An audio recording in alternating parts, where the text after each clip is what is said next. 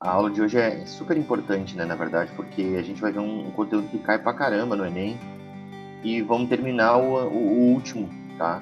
Então eu vou compartilhar a tela com vocês para a gente ver esse conteúdo, que é um conteúdo que eu acho que vocês já viram na escola também, ou já devem ter alguma noção, mas mesmo assim ele é um conteúdo que é preciso a gente rever, tá? Então, vamos lá. Então, terminando o que a gente estava vendo na aula passada, que era a questão da literatura, eu trouxe hoje só para trazer questões para vocês, tá?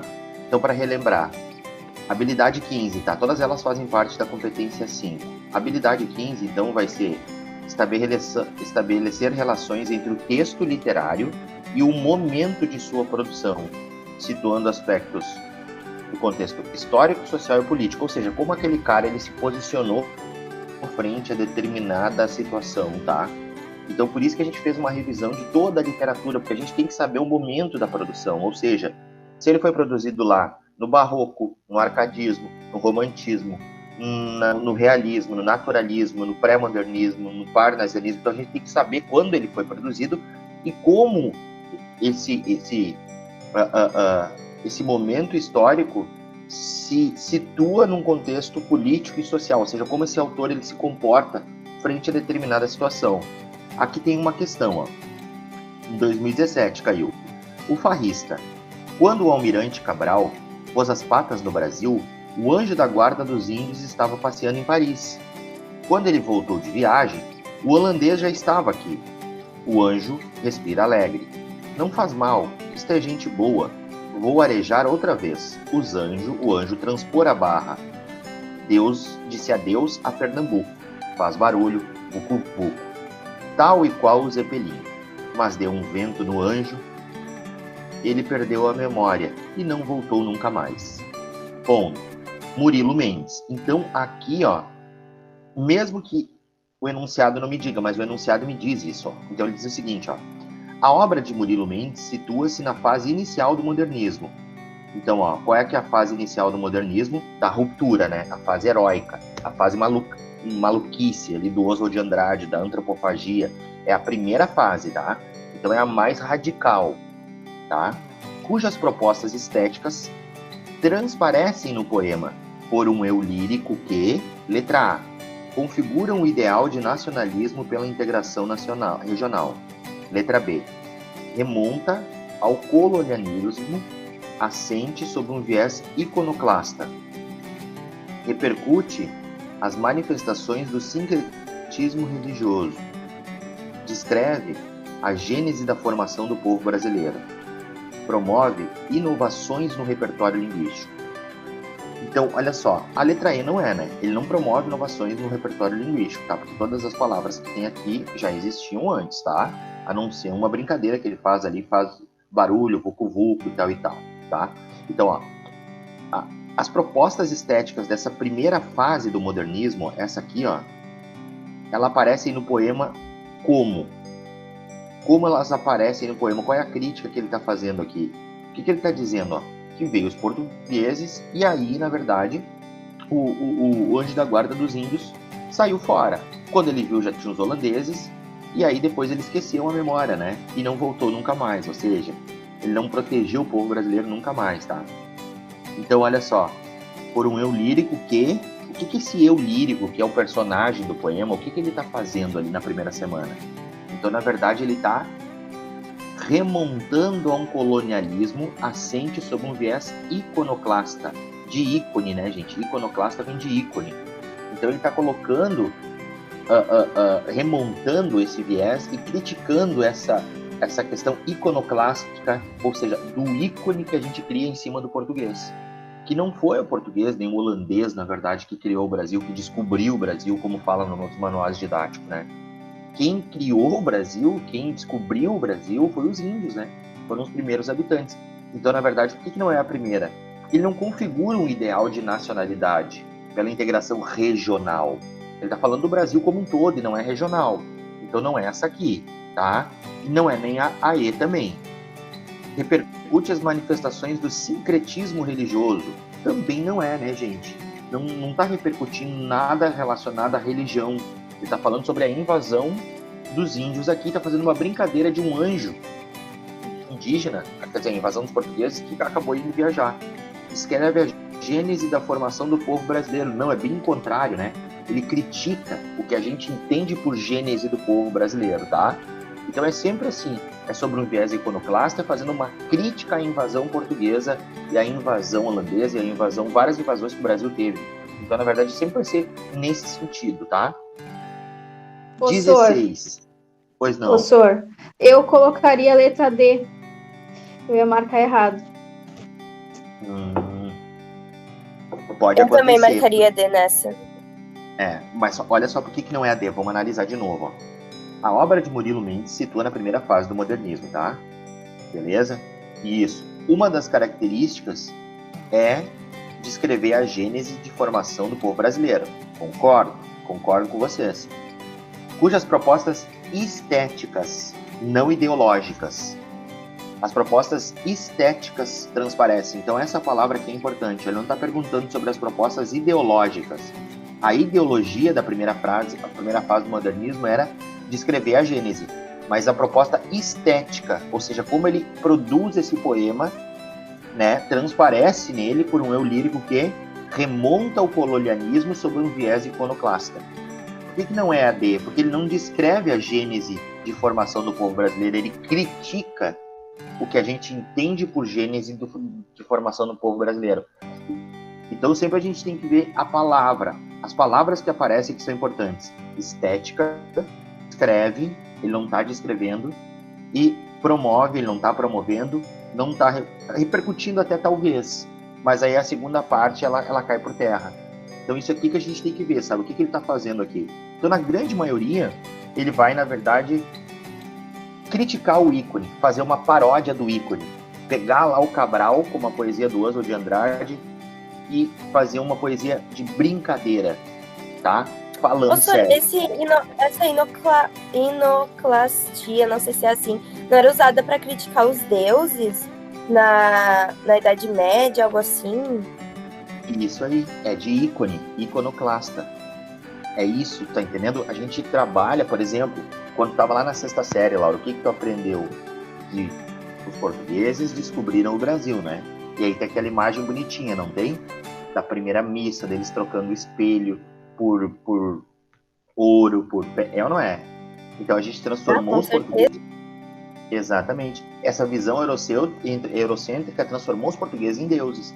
Então tudo que é ícone da visão eurocêntrica, o modernismo na primeira fase, ele brinca com isso, ele quebra isso. Então é sempre essa questão de iconoclastia, tá? De crítica, de paródia ao mito. De paródia, porque na verdade o Cabral ele é um mito, né? Ele é um mito que viajou por anos e anos no mar e queria chegar às Índias, descobriu o Brasil, conversou com os índios. Mentira, é tudo uma mentira posta. Então a gente transformou a invasão portuguesa num ícone, no mito do descobrimento, né? Que os índios estavam ali, quer dizer, eles brincam com isso, tá?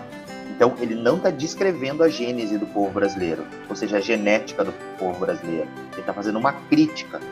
Então tem que cuidar sempre a palavra que está aqui. Por isso que a literatura é muito difícil no Enem, tá? Muito legal isso aí, cara. Isso aí vão intervindo, tá? 16. Relacionar as informações sobre concepções artísticas e procedimentos de construção do texto literário. Ou seja, aqui, gente, vocês têm que saber como o texto literário ele é construído. Como o autor utiliza a língua portuguesa para construir um texto. O que ele usa? Figura de linguagem. Ele conta uma história do sertão através de um gênero muito parecido com o repentista, como, por exemplo, Morte e Vida Severina, do João Cabral de Melo Neto. Como ele constrói o texto literário. Como ele se apropria das palavras para construir o texto literário. Então a gente tem aqui, ó, o mundo revivido. Sobre essa casa e as árvores que o tempo esqueceu de levar, sobre o curral de pedra e paz e de outras vacas tristes, chorando a lua e a noite sem bezerros, sobre a parede larga deste açude, onde outras cobras verdes se arrastavam, e pondo o sol nos seus olhos parados, iam colhendo sua safra de sapos, sob as constelações do sul, que a noite armava e desarmava, as Três Marias, o Cruzeiro distante e os 7 estrelas, sobre este mundo revivido em vão, a lembrança de primos, de cavalos, de silêncio, perdido para sempre, tá? Então tá ali de quem é a província deserta, Rio de Janeiro, Dobal. No processo de reconstituição do tempo vivido, o eu lírico projeta um conjunto de imagens, cujo o lirismo se fundamenta no... Então, olha só, a gente tá vendo que é uma memória, né? O cara tá falando da infância, né? Ele morava numa espécie de um sítio, né? Porque tinha açude, as cobras que pegavam o sapo. De noite eles ficavam olhando as estrelas, né? As Três Marias e o cruzeiro distante, né? E esse mundo vivido em vão, a lembrança dos primos, de cavalos, do silêncio, perdido para sempre, tá? Então, olha só. No processo de reconstituição do tempo vivido, o eu lírico, de novo, que é o personagem do poema, projeta um conjunto de imagens, cujo lirismo se fundamenta no inventário das memórias evocadas afetivamente, reflexo da saudade, do desejo de voltar à infância, sentimento de inadequação com o presente vivido, ressentimento com as perdas materiais e humanas, lapso no fluxo temporal dos eventos trazidos à cena. Então, o que esse conjunto de imagens ele se fundamenta num lirismo para construir esse poema, tá? O que ele se fundamenta? Ele vai se fundamentar no inventário das memórias evocadas efetivamente. Ou seja, o que é um inventário? É quando tu morre, na verdade, tu deixa lá um testamento, né? Um inventário, fazer o inventário. Então ele se fundamenta nessa construção desse testamento, né? Das memórias, só que é um testamento ao contrário, né? Evocadas afetivamente. Por que não é a B? Porque não é um reflexo e ele não tem um desejo de voltar à infância. Talvez até tenha, mas não está no poema. Não está no poema, ele só está retratando a infância. Por que não é a C? Sentimento de inadequação com o presente vivido também não está no poema. Pode ser que ele sinta isso, mas não está no poema, tá? Porque eles estão perguntando aqui para nós, ó, cujo lirismo se fundamenta. Então, ó, o lírico do poema, né?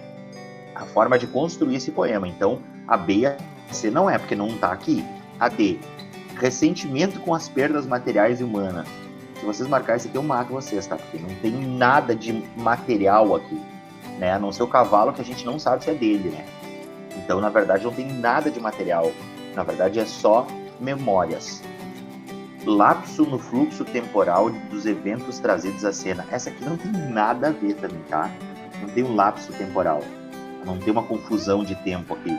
Então, a única que vocês poderiam ficar em dúvida é a B e a C, tá? Mas por que não é, a gente já viu, tá? Então, sempre quando acontece isso, os alunos erram esse tipo de questão no Enem, porque eles começam a interpretar o que eles acham que o poeta ou o lirismo do poema quer dizer. E a pergunta é sempre sobre o que está escrito, gente. O que está escrito aqui? Um inventário das memórias evocadas afetivamente. É isso que está escrito. Não está escrito que ele tem saudade da infância, não está escrito que ele não se adequou ao presente, à fase adulta, nada disso está escrito aqui.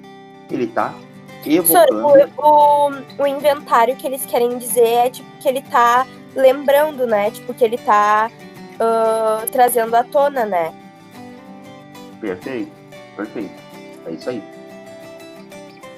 O senhor, mas essa aqui... Eu... assim, ó, é que a gente começa a colocar a nossa ideia sobre o que o artista, né, sobre o que o eu lírico tá pensando, e esse é o grande problema, né, a gente coloca aquilo que a gente vê, sabe, a nossa visão, o nosso óculos, né, e não é isso que o Enem quer, na verdade, né. Na verdade nada, né, eu dei umas aulas de interpretação de texto para concurso público, né, na época que ia ter o concurso aqui em Santa Cruz, e a grande maioria dos alunos, eles erravam, isso já... pessoas formadas na universidade, porque iam fazer o concurso público, já tinha uma caminhada, né, na educação, eles erravam porque eles colocavam no texto que eles acreditavam ser verdade. Por exemplo, tinha um texto lá que eu dei para eles sobre cyberbullying, e aí tinha as perguntas, né, as alternativas. Eles colocavam o que eles achavam que era cyberbullying. E aí eu sempre falava para eles, o que o texto está dizendo que é?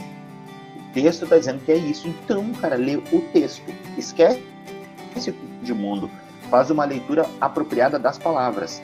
Então, por exemplo, aqui, é exatamente isso que a Laura e a Isis falaram, né? A Laura disse que ele faz um inventário, ele inventa, porque a memória não é confiável, a gente tem que fazer um inventário, né? Então a gente pode esquecer algumas coisas, tá? E isso que a Isis falou exatamente, é o que tá aqui. Ele não tá dizendo que ele não se adequou à vida adulta. Aqui no poema não tá que ele quer voltar à infância. Nem sempre quem relembra a memória quer voltar. A única que cabe aqui é a letra A. Então a gente também vai por anulação, tá? Então a forma que ele usou para construir essa memória. Por isso que, ó, vou voltar lá no... Aqui, ó, construção do texto. Então como ele constrói a memória? Através de um inventário, né? Evocadas. Porque como ele constrói esse texto? Pode ser que seja um reflexo da saudade, mas não é a forma que ele constrói o texto. Então, tá vendo? É por isso que as habilidades do Enem são importantes. É como ele constrói. A única que tem relacionada à construção do texto é a letra A. O resto é tudo o que ele pode sentir, ou que pode, na verdade, levar a sentir através da leitura do poema, e não como se constrói o poema. O poema se constrói através do inventário das memórias. É a única forma. Então a única que está certa aqui é a letra A. E a gente vai por anulação. Essa aqui é a outra, ó. O exercício da crônica. Escrever prosa é uma arte ingrata. Eu digo prosa fiada, como faz um cronista. Não a prosa de um ficcionista, na qual este é levado meio a tapas pelas personagens e situações que, azar dele, criou porque quis. Com um prosador do cotidiano, a coisa, dia mais fino. Sente-se diante de sua máquina, acende um cigarro, olha através da janela e busca fundo em sua imaginação um fato qualquer, de preferência, colhido no noticiário matutino, ou da véspera, em que, com suas artimanhas peculiares, possa injetar um sangue novo. Vinícius de Moraes, Para Viver o Grande Amor, Crônicas e Poemas. Nesse trecho, Vinícius de Moraes exercita a crônica, para pensá-la como gênero e prática. Ó, tá vendo que a construção, ó? Então, construção, ele tá pensando como se constrói, né, a crônica. O Vinícius de Moraes está pensando isso. Do ponto de vista dele, cabe ao cronista criar fatos com a imaginação, reproduzir as notícias dos jornais, escrever em linguagem coloquial, construir personagens verossímeis, ressignificar o cotidiano pela escrita. Então, para o Vinícius de Moraes, o que cabe ao cronista? É criar fato com a imaginação? Não é criar. Ele está dizendo aqui, ó, a coisa mais fina. Sente-se diante de sua máquina, acende o cigarro, olha através da janela, busca em sua imaginação um fato qualquer, colhido no noticiário ou da véspera. Projeto possa injetar um sangue novo, ou seja, ele olha o que aconteceu, o cronista, e ele injeta um sangue novo. Então o que ele faz? Ele ressignifica o cotidiano pela escrita. Já aconteceu isso. Não é a imaginação, não é isso que ele está dizendo. Não é reproduzir as notícias, reproduzir é só reproduzir, é copiar. Não é isso. Escrever em linguagem coloquial, também, mas não só isso. Construir personagens verossímeis, também, mas não só isso. Tá vendo? Qual é o elemento de construção da crônica? É ressignificar o cotidiano pela escrita. É isso que o Vinícius está me dizendo. Todas as outras alternativas, elas estão corretas, mas não está no texto. O que ele está dizendo aqui? Que a gente tem que injetar um sangue novo, ou seja, ressignificar o cotidiano pela escrita. A única forma de construção da crônica que tem aqui. Tá? As outras são características da crônica, certo? Essa aqui era mais fácil. 17. Essa aqui, cara, vai ser uma das mais complicadas para mim. Assim, eu não gosto dessa aqui muito, tá? Por quê? Porque vocês vão ter que reconhecer valores sociais e humanos, né? Valor, sei lá, bom senso, valores humanos no geral, né? Amor, atualizáveis e permanentes no patrimônio literário brasileiro, ou seja, nacional. Ou seja, eles não precisam ser contemporâneos, tá? Eles têm que ser atualizáveis. Então, o que vão ser valores sociais atualizáveis e permanentes. Tipo o amor que eu falei. É um valor social, tá? Então, isso que vocês vão ter que fazer aqui. Reconhecer a presença. Então, tem que reconhecer e ver como essa forma ela é atualizável, de certa forma, tá legal, gente? Então, esse aqui para mim é bem subjetivo, tá?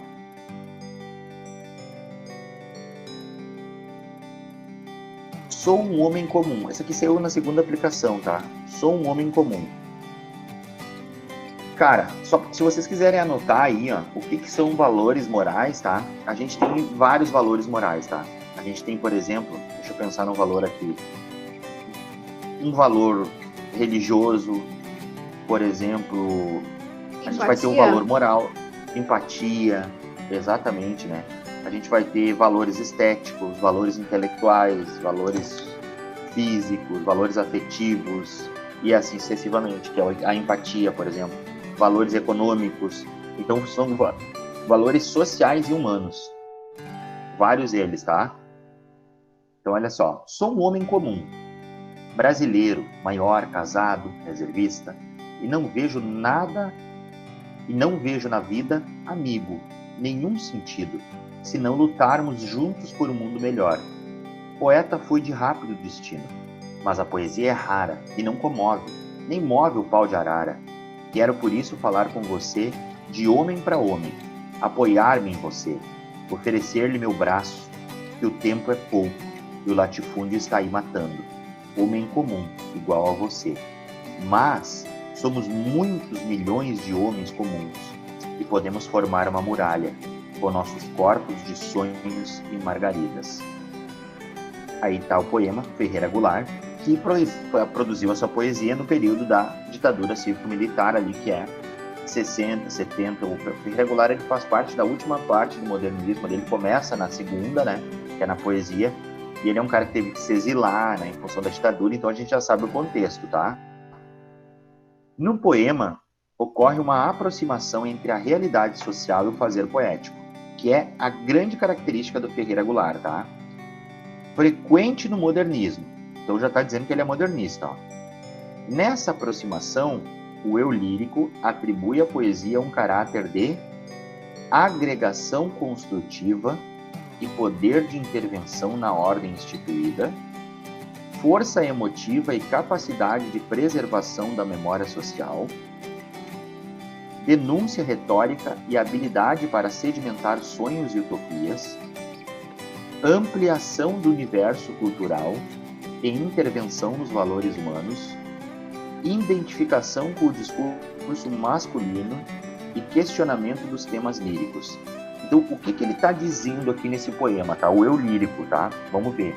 Ele está dizendo, ó, eu sou um homem comum. Ele é brasileiro, né? Reservista, parará, fui poeta de rápido destino, mas a poesia é rara. Ela não comove. Ou seja, a poesia não luta, tá? Ele já dizia isso em outras poesias. Nem move o pau de arara. O que era o pau de arara? O instrumento que os caras faziam a tortura lá na ditadura militar.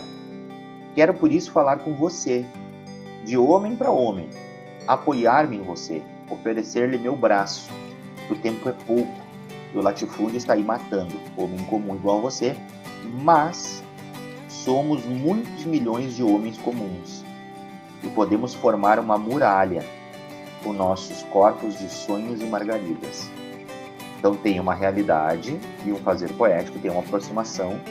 Nessa aproximação, o eu lírico atribui à poesia um caráter de agregação construtiva e poder de intervenção, força emotiva e capacidade de preservação da memória, denúncia retórica e habilidade para sedimentar sonhos e utopias, ampliação do universo cultural, intervenção nos valores humanos, identificação com o discurso masculino e questionamento dos temas líricos.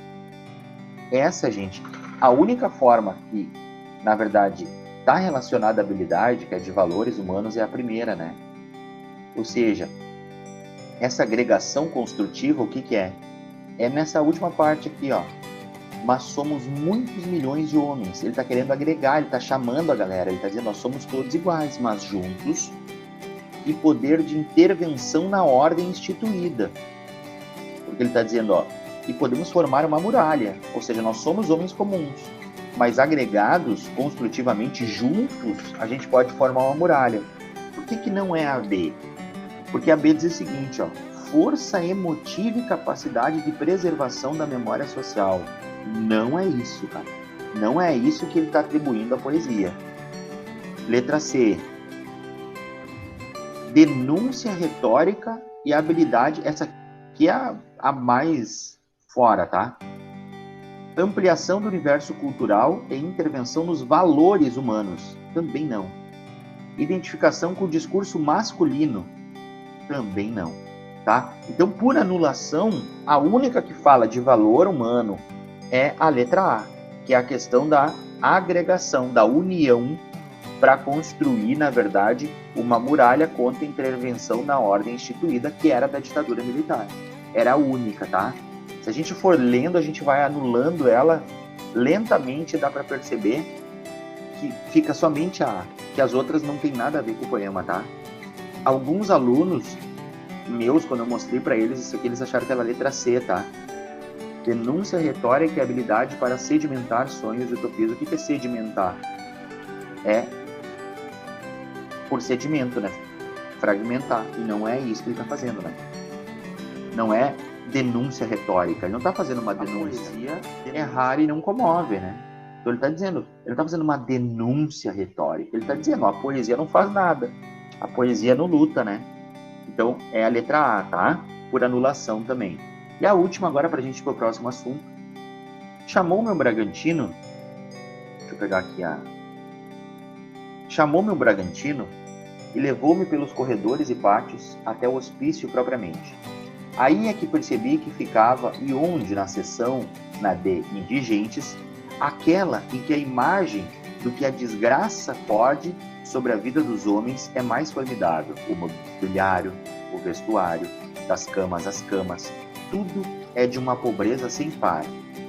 Sem fazer monopólio, os loucos são da preveniência mais diversa, proveniência, originando-se em geral das camadas mais pobres da nossa gente pobre. São de imigrantes italianos, portugueses e outros mais exóticos. São os negros roceiros que teimam em dormir pelos desvãos das janelas, sobre uma esteira esmolambada e uma manta sórdida. São copeiros, cocheiros, moços de cavalariça, trabalhadores braçais. No meio disto, muitos com educação, mas que a falta de recursos e proteção atira naquela hiena social. Lima Barreto, Dicionário do Hospício e o Cemitério dos Vivos. No relato de sua experiência no sanatório, onde foi internado, Lima Barreto expõe uma realidade social e humana marcada pela exclusão. Em seu testemunho, essa exclusão demarca uma medida necessária de intervenção terapêutica. Isso aqui não tem nada a ver, né? Forma de punição indireta aos hábitos desregrados. Compensação para as desgraças dos indivíduos. Oportunidade de ressocialização em um novo ambiente. Convivência da invisibilidade a grupos vulneráveis e periféricos. Até poderia ser a D. Mas o que ele está falando aqui, cara? Ele está falando sobre que ele expõe uma realidade marcada pela exclusão, né? Porque todas as pessoas, a grande maioria que estava ali, era trabalhador braçal, né? Ele está dizendo negros, imigrantes italianos, portugueses, alguns exóticos, moço de cavalariça, né? Trabalhadores braçais. Então ele está dizendo, são marcados pela exclusão, né? Em seu testemunho, essa exclusão demarca uma conveniência da invisibilidade a grupos vulneráveis e periféricos, porque ninguém se importa com aquela gente que está ali. Então, por que não é uma oportunidade de ressocialização? Talvez ele queira isso em outra parte do texto. Talvez ele esteja falando isso em outra parte do texto, que é o que a Isis falou antes. Mas nessa parte aqui, especificamente, ele está falando sobre isso, tá? Que é a letra E. E essa também era um pouco mais fácil, tá legal, gente? Essa aqui eu não vou ler, tá? Vou ir logo para outro assunto, porque também é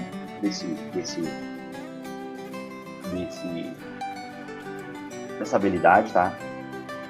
Então, terminamos a competência 5, que era da literatura. Vamos à competência 6, tá, gente? Que é bem importante, tá? Essa aqui é bem tranquila, ó. Então, o que é a competência 6?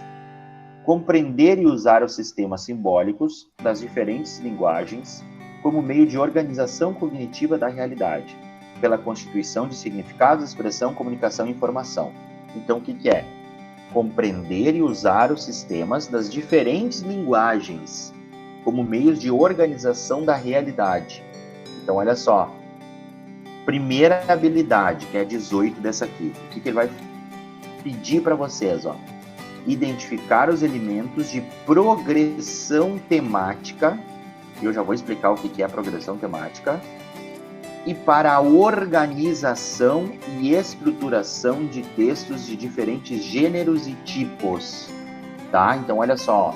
Identificar os elementos que concorrem para a progressão e para a organização e estruturação. Então, como é que as pessoas fazem a progressão temática, os escritores ou os autores, como é que eles organizam e estruturam os seus textos, tá? De vários gêneros e tipologias. Então vai ter aqui o injuntivo, o argumentativo, o expositivo, o informativo, a gente vai ter a crônica, a gente pode ter uma charge, são vários gêneros, tá? Diferentes gêneros, eles estão falando aqui, tá? Então olha só, o que é progressão temática? A progressão temática é a continuidade de sentido do texto, tá? Então, na verdade, ela é como o texto ele continua, tá legal? Então, olha só, isso aqui, ó, eu vou mostrar para vocês, ó. Primeira questão, ó, a gente vai ter um tema e um rema. O que é o tema? Isso aqui também é muito bacana para a redação de vocês, ó. O tema é o assunto principal, o núcleo da tua frase. E o rema é um comentário que eu faço desse tema. Então a gente vai ter, ó, um núcleo e um comentário. Então a gente vai ter o núcleo da frase e uma oração que vem depois desse tema, comentando esse tema. Isso é progressão temática, ó, tá vendo? Então eu vou mostrar para vocês a primeira, que é a linear, tá? A progressão temática linear é quando o rema, que é esse em roxo aqui, ó, se transforma em tema aqui. E assim sucessivamente, ó. Então, tá vendo, ó? A Eneida é um poema épico. Os poemas épicos contêm longas narrativas. Tais narrativas incluem sempre elementos convencionais. Um deles é a figura do herói. O herói representa os ideais de uma nação. E parará, parará. Tá vendo? Todo final de frase, ele se transforma no núcleo da outra frase. Tá vendo, ó? A Eneida é um poema épico. Os poemas épicos, tá vendo, ó? O final de uma frase é o início da outra. Aí o final dessa é o início da outra. Aí o final da outra é o início, tá entendendo? Por isso que é linear, ó. Isso é a progressão temática linear. Quando o final de um período se transforma no início do outro. O comentário de um no tema do outro. Esse é um tipo de progressão, tá? Que é a linear. A outra é a progressão temática com tema constante. Que é quando eu tenho um tema, que é o cão, por exemplo, e a cada período, ou a cada parte do texto, eu vou acrescentando uma informação nova desse mesmo tema. O cão é um animal mamífero e quadrúpede. Ele tem o corpo coberto de pelos. O cão é um excelente guarda-costa para nossas casas. É um animal muito fiel. Então a gente tem o mesmo tema, que é o cão. E aí a gente vai retomando ele de forma diferente e a cada retomada a gente coloca uma informação nova. Tá vendo?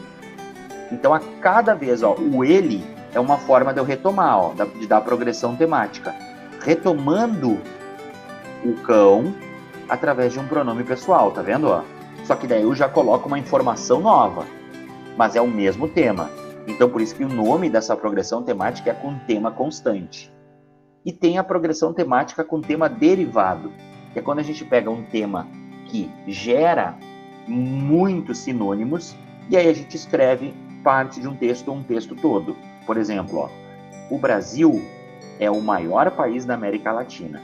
A região norte é ocupada pela bacia amazônica e pelo Planalto das Guianas.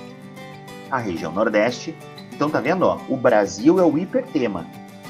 Então por isso que é com tema derivado. E do Brasil vão derivando vários outros temas, tá vendo? Então, a linear é quando o final de uma frase se transforma no início da outra. Isso é linear. Com tema constante é quando eu uso o mesmo tema e toda vez eu acrescento uma informação nova, tá? E a de tema derivado é quando eu tenho um tema grande e ele vai derivando outros temas, tá legal?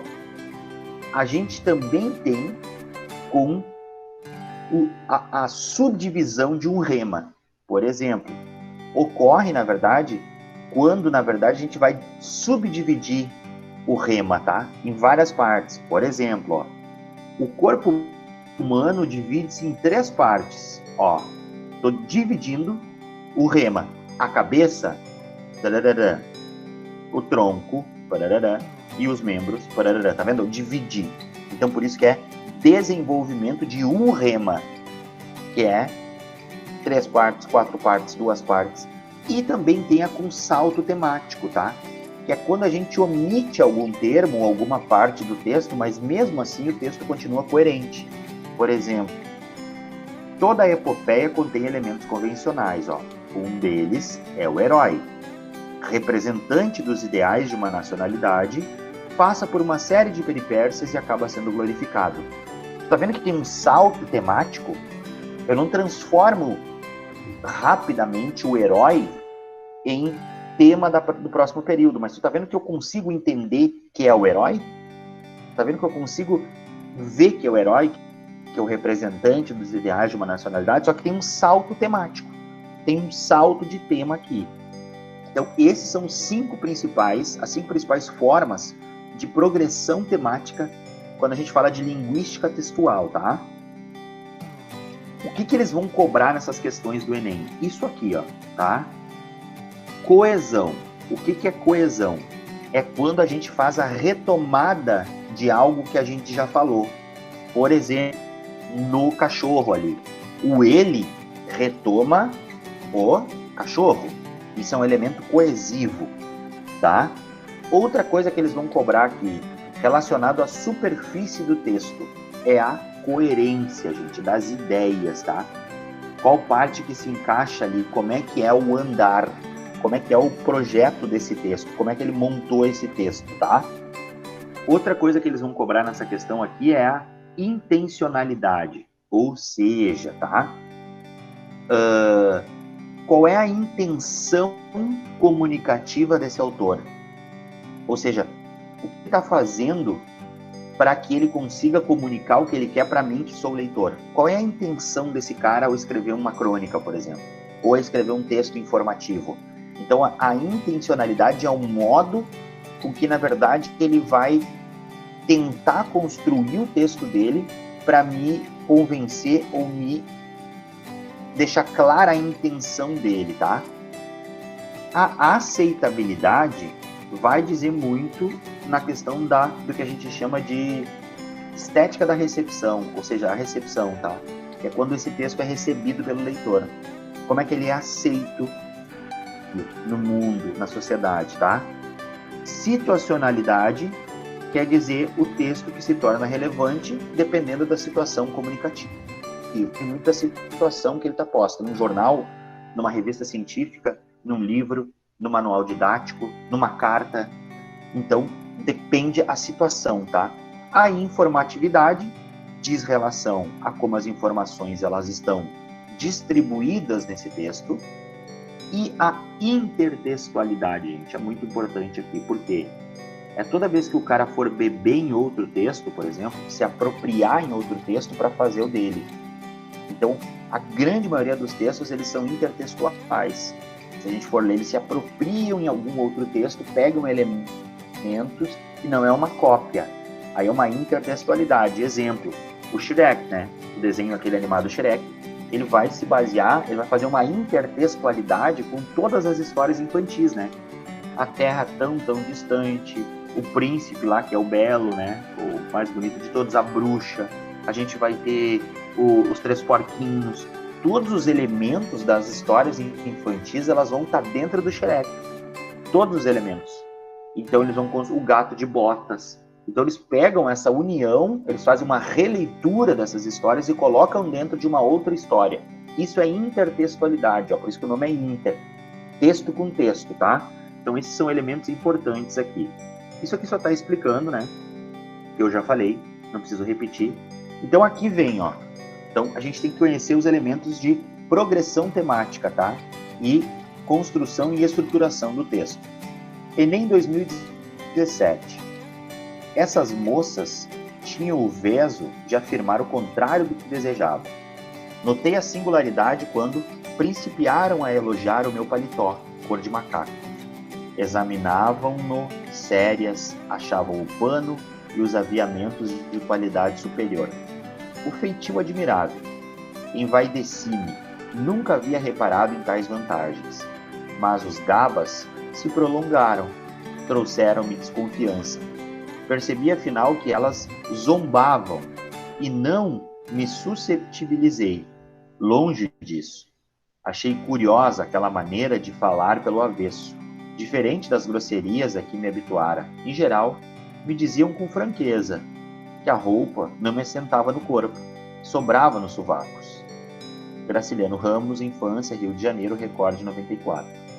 Por meio de recursos linguísticos, os textos mobilizam estratégias para introduzir e retomar ideias, ó, coesão, tá?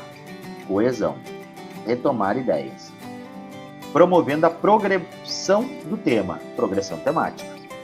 No fragmento transcrito, um novo aspecto do tema é introduzido pela expressão a singularidade, tais vantagens, os gabos, longe disso, em geral. E aí, gente, qual é que é a palavra que, na verdade, introduz um aspecto novo do tema? Eu acho que é longe disso, eu não tenho certeza. Eu também acho. Mas eu marcaria essa.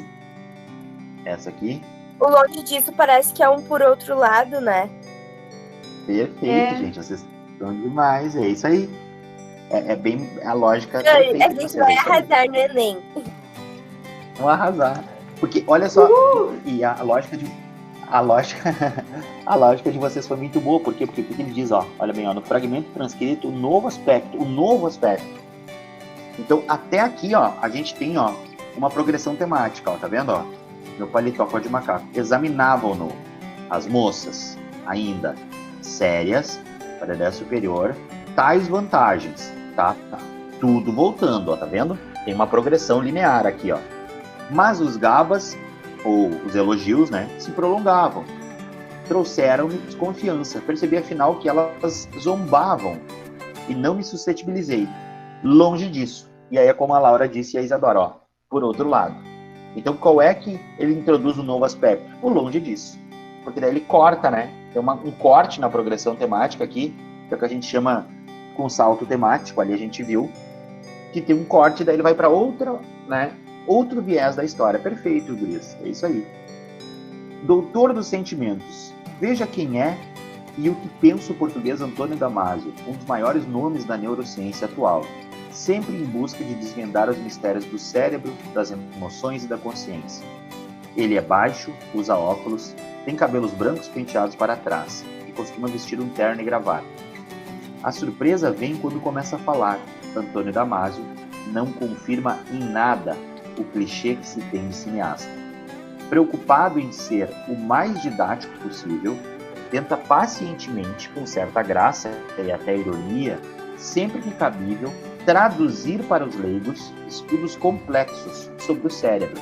Português, Damasio é um dos principais expoentes da neurociência atual. Diferentemente de outros neurocientistas que acham que apenas a ciência tem as respostas à compreensão da mente, Damasio considera que muitas ideias não provêm necessariamente daí. Para ele, um substrato imprescindível para entender a mente, a consciência, os sentimentos e as emoções, advém da vida intuitiva, artística e intelectual. Fora dos meios científicos, o nome de Damasio começou a ser celebrado na década de 1990, quando lançou seu primeiro livro, uma obra que fala de emoção, razão e do cérebro humano. Na organização do texto, a sequência que atende à função sociocomunicativa, ó, então a função Lembra lá? A função sociocomunicativa, que é situacionalidade, né? De apresentar objetivamente, o cientista Antônio Damasio, é a descrição, pois delineia um perfil do professor. Injunção, pois faz um convite à leitura de sua obra. Argumentativa, pois defende seu comportamento incomum.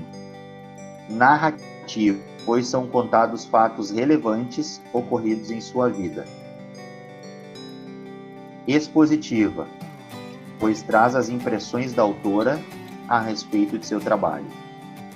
E aí, gente, qual é a tipologia desse texto aqui?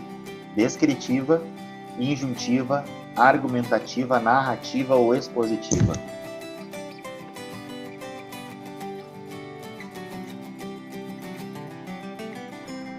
Isso eu não sei se é A, ou B ou E. Eu acho que é expositiva. Expositiva. Tá, as duas falaram na E. Eu acho Agora que é A. acho que é a A. A A tem duas, então duas na A. A B eu tenho certeza tá... que não é. A B eu tenho certeza que não é. Eu também. A C eu também acho que não. Porque não é um comportamento incomum. Não, e não é argumentativo, né? Não é um texto que nem no Enem, por exemplo. Também tem isso. Não é argumentativo. E na D, pois são contados fatos relevantes. Quem disse que são relevantes, entendeu? Então eu acho que eu não marcaria essa também. Letra A, gente, é um texto descritivo, né? O que é descritivo, gente? Descritivo é que nem lá os romances, né? Descrever minuciosamente, tá? Injuntivo é quando tu tenta convencer o leitor. Tipo um manual de instruções, né? De montagem de TV, de montagem de chuveiro, por exemplo. Tá tudo no imperativo, ó. Coloque o fio vermelho, né? A receita de bolo, isso é injuntivo, tá? Argumentativo não é, porque não é que nem no Enem, não é que nem na URSS, não tá argumentando em nada, tá? Narrativa, exatamente o que a Isis falou, né? Fatos relevantes ocorridos, não tem nenhum fato relevante aqui, na verdade. Ele tá contando uma história, mas não tem um fato relevante ocorrido na vida dele. Expositivo, então a gente ficou em dúvida entre a A e a E, né? Por estar impressões da autora a respeito do seu trabalho, tá? Então, por que não é expositiva e é descritiva? Porque ela delineia um perfil do professor. Olha aqui, ó. Vamos ler a primeira lá, ó. Ele é baixo, usa óculos, tem cabelos brancos penteados para trás e costuma vestir terno e gravata. A surpresa vem quando começa a falar. Não confirma o clichê. Preocupado em ser o mais didático possível, e até ironia, sempre que cabível, traduzir para os leigos estudos complexos. Português é um dos principais, tá vendo? É muito descritivo, porque ela está construindo um perfil descritivo minuciosamente. Vamos pensar num manual num roteiro de viagem, né? Cheguei ao Chile, olhei para o lado, montanhas de 3 metros de altura, todas brancas de neve, algumas com cheiro de neve. A minha bicicleta estava atolada em neve. Eu com muito frio. Usava um casaco. Isso é um texto descritivo, gente. Toda vez que acontecer isso é um texto descritivo, tá? Embora tenha narrativo, mas o que predomina é o descritivo, tá legal? Certo, minhas queridonas? E agora, olha aqui, ó, habilidade 19, gente, tá? Da mesma competência. Olha aqui a habilidade 19, ó. Analisar a função da linguagem. E aí é chato pra caramba, que eu não gosto desse conteúdo, tá? Mas eu vou explicar para vocês o que é as funções da linguagem, tá? Então vamos para a primeira. Funções da linguagem. Função é exatamente o nome, né? É a função dela, para que serve esse tipo de linguagem que tu usou, tá? Então é a serventia da língua, tá? E ela vai servir para várias coisas, né? Ela vai servir para comunicar, ela vai servir para exprimir algumas emoções, ela vai servir para levar quem lê a fazer determinada coisa, ela vai servir para agradar, para embelezar, para esclarecer, e tem um monte de função. Mas as que caem no Enem, tá? Se vocês quiserem anotar para vocês, são essas aqui, ó. A primeira, função referencial ou denotativa, tá? Aonde a gente vai ver esse tipo de função da linguagem aqui? A gente vai ver isso aqui em trabalho acadêmico, tá? A gente vai ver isso aqui em trabalho acadêmico, a gente vai ver isso aqui em relatório, ou seja, o que é denotativo? É exatamente como está no dicionário, tá? Então a gente vai ver aqui nesse texto, nessa função, o cara vai estar escrevendo alguma coisa e ele vai, na grande maioria das vezes, usar a terceira pessoa, tá? E ele vai usar pouco ou quase nada palavras subjetivas. Ou seja, palavras de cunho literário, figuras de linguagem. Então a gente vai ver essa função da linguagem muito em trabalho acadêmico, em texto científico, em relatório, em um texto relacionado a alguma questão científica no jornal, por exemplo. É uma função referencial ou denotativa, é tal e qual está no dicionário, tá? Então não tem esse jogo de palavras, ele não se preocupa muito com isso, tá legal? Vou passar. Outra função, gente, a emotiva, tá? Essa aqui você tem que prestar atenção porque a gente confunde muito com outra, que é a poética, tá? O que é a Ô, Sônia, tu pode voltar rapidinho? É que eu tava indo tirar uma foto e bem na hora tu passou. Desculpa, claro que eu posso. Essa é a denotativa, Deu, tá? tu pode passar. Tá bom, obrigada. De nada, capaz. E a emotiva, cara, ela tem ênfase em quem, Laura? No emissor, tá? Quem escreve. Então a emotiva, ela tem a ênfase em quem escreve, não em quem recebe. Então o que o cara vai fazer aqui? Ele vai dar vazão aos seus sentimentos interiores. Então aonde a gente vai ver isso aqui? Em biografia, em memória, em, sei lá, deixa eu pensar num outro gênero, em cartas, em diário, então até na poesia, tá? Mas vai ser uma vazão de quem escreve, ele não está interessado no que tu pensa como leitor, ele quer jogar para fora sentimentos interior, o seu mundo interior, tá? Então o que vai ter aqui, ó? Uso da primeira pessoa. Eu, amigo, nossos, sempre da primeira pessoa, tá? E aí, aqui é onde aparece, que eu disse para vocês, né? Poemas, autobiografias, cartas de amor, cartas íntimas, diário, memória. Então, a ênfase é em quem escreve e não em quem recebe. Essa é a base da função emotiva, tá? E a função conativa ou apelativa, pelo contrário, ela tem ênfase em quem, Isadora? No receptor. Ou seja, ele tende, ou a função dele é levar o receptor a fazer alguma coisa. Então, por exemplo, uma campanha lá do governo contra a dengue vai ser uma função conativa ou apelativa, porque ele vai tentar fazer com que o cara ele não deixe garrafa virada, ele não deixe pneu velho. Então, tá vendo? Ela vai ter a função no receptor, então ela vai usar muito o imperativo. Faça, coma, beba, compre, não deixe, né? Jogue fora. Então, assim, sempre vai ser assim, uso do vocativo em algumas vezes, tá? Então, onde vai ter isso aqui? Discursos, sermões e textos publicitários, tá? Então, ó, a emotiva, a vazão é em mim, que estou escrevendo o texto. E a conativa, ou a apelativa, ela é a vazão em quem recebe esse texto. Eu quero fazer com que aquele cara que está lendo o texto, ele faça alguma coisa, tá? Não quer dizer que ele vai fazer, mas a intenção do meu texto é essa, a função da linguagem que eu estou usando é essa, tá? E a função fática, cara, ela tá no canal, tá? Então a função fática, ela tá no canal e no contato. A função dessa linguagem aqui da fática é ou estabelecer ou manter aberto um canal de comunicação. Então é isso, tá?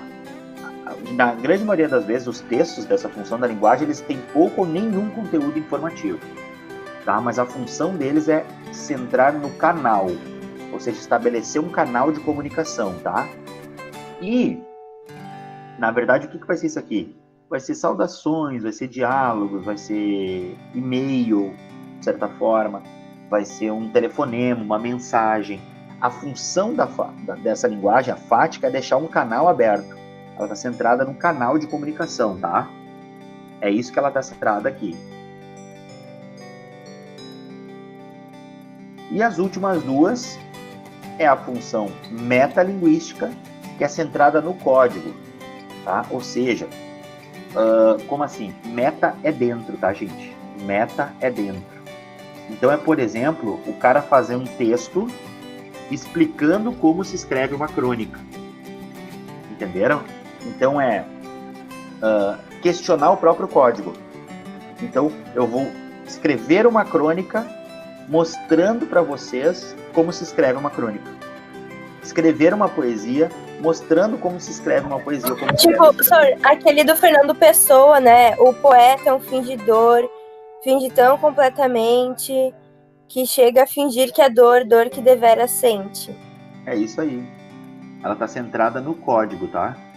Ou seja, é como se escreve. Eu estou dando um exemplo, mas pode ser outras coisas, tá? Mas na verdade, ele está querendo questionar aqui o próprio código da língua, tá? Ele está querendo entender o próprio código. Ele usa o código para explicar o código, tá? Então, na verdade, aulas de línguas, por exemplo, dicionário, tudo isso é meta. Meta é dentro, tá? Anotem isso para vocês. Meta é dentro. Metalinguística. Centrada no código, na escrita, na língua, tá? E aqui, cara, na última, a poética, ela tem ênfase na própria mensagem, tá? Na organização da mensagem, na construção do texto, a função poética. Então a gente não pode confundir, eu vou voltar aqui, ó, com a emotiva, tá? A emotiva é baseada em mim, tá? A apelativa, ela é baseada no leitor. E a poética, ela é baseada na mensagem, tá? E aqui a gente vai ter um predomínio grande da literatura, né? Música, poesia, alguma publicidade vai usar isso, né?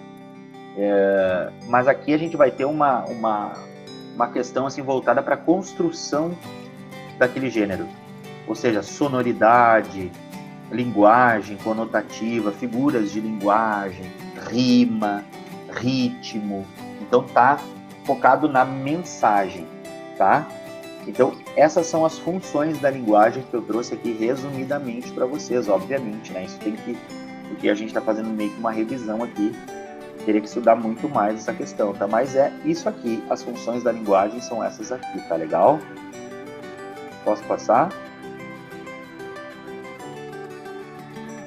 E aqui eu trouxe um resumo para vocês, ó, as funções da linguagem, ó.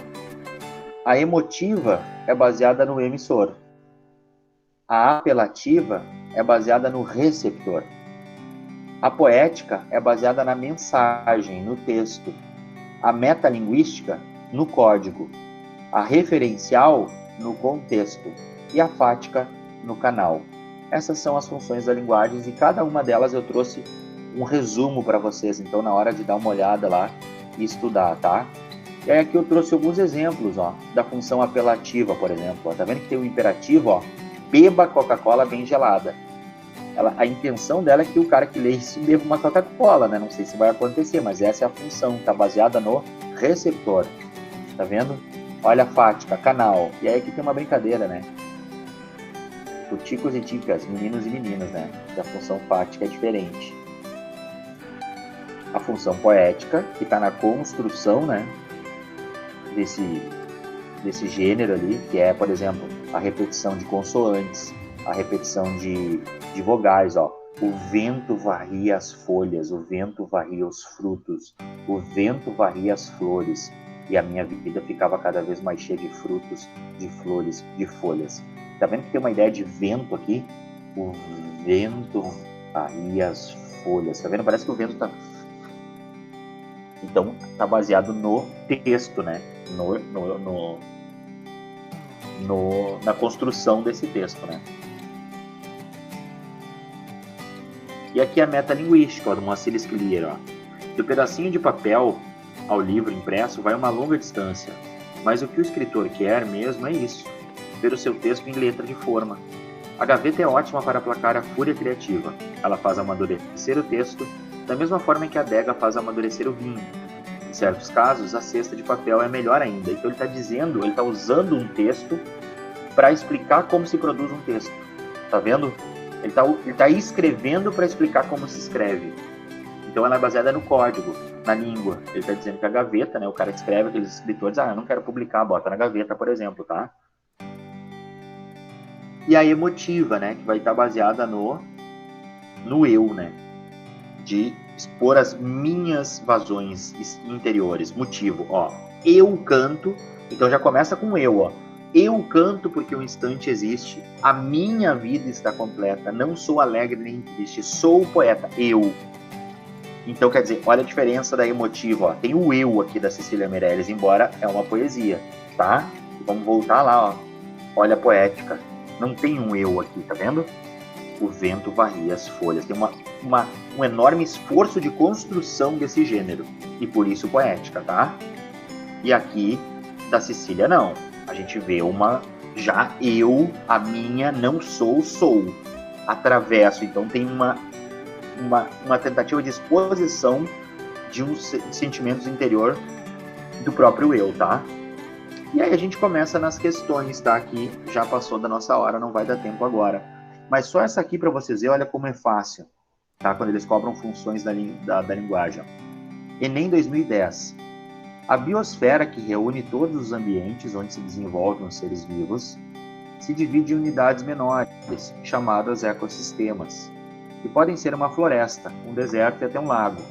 Um ecossistema tem múltiplos mecanismos que regulam o número de organismos dentro dele, controlando sua reprodução, crescimento e migrações. Duarte, o Guia dos Curiosos. Predomina no texto a função da linguagem emotiva, porque o autor expressa seu sentimento em relação à ecologia, fática, porque o texto testa o funcionamento do canal de comunicação, poética, porque o texto chama atenção para os recursos de linguagem, conativa, porque o texto procura orientar comportamentos do leitor, referencial, porque o texto trata de emoções e informações conceituais. E aí, gente, o que vocês acham? É óbvio que é ele, né? Por favor, né, gente? Só o que faltava vocês marcar A, B, a C, a D. Eu matava vocês, né? Então é assim, gente. Daí, como terminou a nossa hora, o próximo vai ficar para aula que vem. Deixa eu ver quantos slides foram. Tá quase no final, ó, gente. Aí depois é só a última habilidade, a gente já vai para o próximo assunto, tá? Que esse aqui é bem fácil, tá? A gente só vai ver mais 2 questões e aí esse aqui é bem fácil, tá bom, gente? A última habilidade da competência 6, daí nós vamos para 7 e a gente vai ver a 7 a 8, a 7 e aí depois a 8 e a 9 juntas, porque é bem fácil, tá? A 9 é bem tranquila, assim como a última habilidade ali.